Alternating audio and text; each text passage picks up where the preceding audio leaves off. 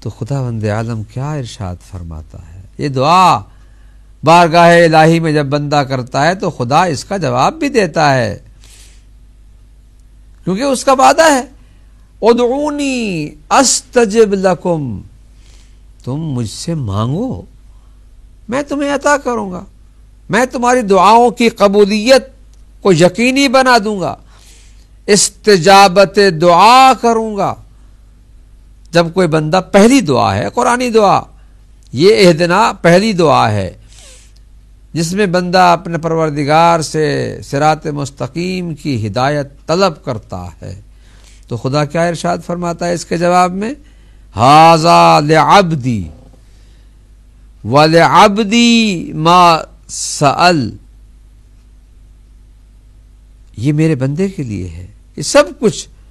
اور اس کے علاوہ وہ جو کچھ چاہتا ہے مجھے قبول ہے۔ وَقَدْ اسْتَجَبْتُ لِعَبْدِي، میں نے اپنے بندے کی استجابت کر دی ہے،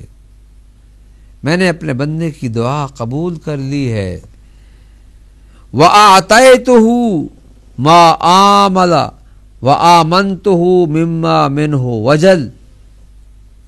جس کی وہ امید رکھتا ہے میں اسے عطا کروں گا، اور جس چیز سے وہ خوف زدہ تھا میں نے اسے اس کی بابت امن اور امان عطا کیا۔ یعنی حقیقت یہ ہے کہ بندہ جب سورہ فاتحہ کی تلاوت کرتا ہے تو اس کے ایک ایک جملے پر اللہ اپنی رحمتیں اپنے بندے پر نچھاور فرماتا ہے، عطا کرتا ہے، عطا ایسی عطا کہ جو یقیناً اس کی عظمتوں اور اس کی بلند و عظیم قدرت کی نشانی ہے، اس کی بے نیاز ذات، ہر شے پر قادر و قدیر ذات، اسے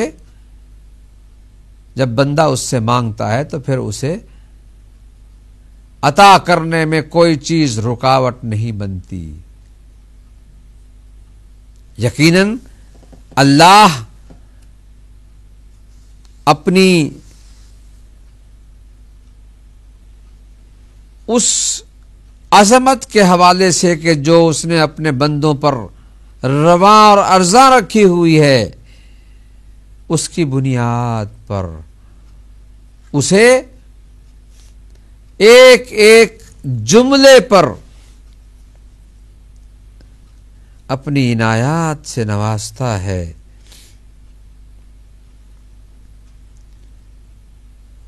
روایات کے حوالے سے یہ بات عرض کرتا چلوں کہ اللہ نے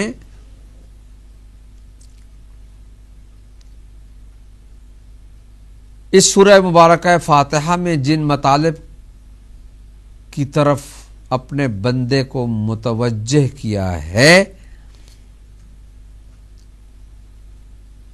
وہ اتنے عظیم ہیں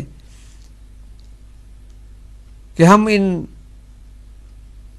آیات مبارکہ کی تلاوت کے بعد کبھی یہ نہ سوچیں کہ اللہ صرف ان کی زبانی قراءت پر ہمیں یہ سب کچھ عطا کرے گا، نہیں، بلکہ دل سے اس پر پختہ یقین ہونا چاہیے۔ ذہن اور دل اور فکر اور سوچ میں وہی کچھ ہو جو زبان پر آ رہا ہے، بلکہ اگر یوں کہوں تو بے جانا ہوگا کہ جو کچھ زبان پر آئے وہ اس بات کی دلیل ہو کہ یہ دل کی آواز ہے، یہ عقل کی، سوچ کی، فکر کی آواز ہے، یہ لقائے زبان نہیں ہے، یہ صدائے قلب ہے، یہ آواز روح ہے، روح کی آواز، فطرت کی صدا ہے۔ اور اللہ نے اسے اس لیے بھی ہمیں تعلیم دی ہے کہ ہمیں اس کی عظمت کو ملحوظ رکھتے ہوئے، اس کے مقام کو ملحوظ رکھتے ہوئے وہ الفاظ استعمال کرنے چاہیے جو اس کی ذات والا صفات ذات اقدس کے شایان شان ہے۔